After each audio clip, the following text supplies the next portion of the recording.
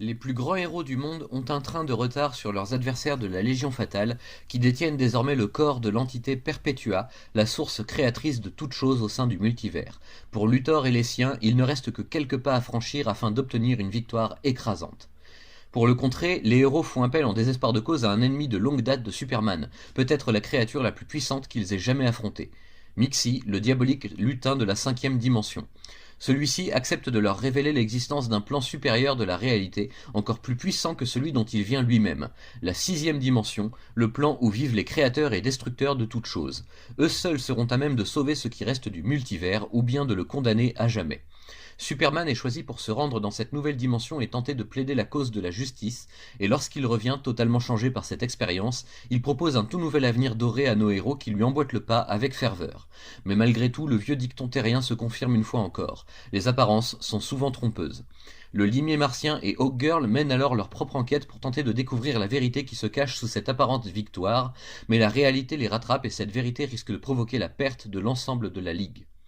Pendant ce temps, sur Terre, au sein de notre propre dimension, Mixie déchaîne ses pouvoirs et doit absolument être arrêté avant qu'il ne puisse totalement dissoudre toute la réalité. Mais les membres restants de la Ligue sont totalement impuissants face à lui, il faudrait alors un miracle qui prendra la forme de l'intervention de la Légion fatale menée par Lex Luthor qui mènera son combat acharné pour vaincre à tout prix. Mais le prix à payer, justement, sera peut-être trop élevé. Scott Snyder, George Jiménez et James Tynion Ford poursuivent sur leur lancée cosmique et bouleversent complètement les règles du multivers d'ici tel qu'on croyait le connaître.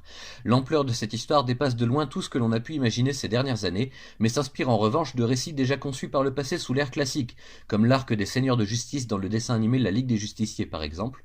C'est à mon sens la vraie force de cette histoire très, voire trop complexe, puisée dans les fondements de notre enfance en y associant tous les développements de ces dernières décennies, afin de nous offrir un scénario en béton qui fait très mal à la tête mais qui émerveille en même temps.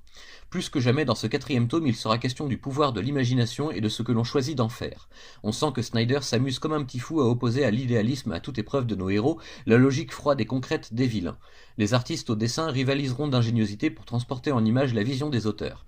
George Jiménez le premier, accompagné de Francis Manapoul et de Javier Fernandez, on a rarement vu une ligue de justice aussi éclatante, ni un univers aussi coloré, et il y a vraiment de belles trouvailles et de très belles surprises à admirer et à découvrir tout au long de cette lecture. J'espère vraiment ne pas trop en dire et en dévoiler car à mon sens il faut vraiment que vous vous fassiez votre propre idée. Sachez simplement que ce tome-ci nous emmène tout droit vers Justice League Doom déjà paru à l'heure actuelle, qui promet d'être un tournant majeur dans l'histoire récente de DC.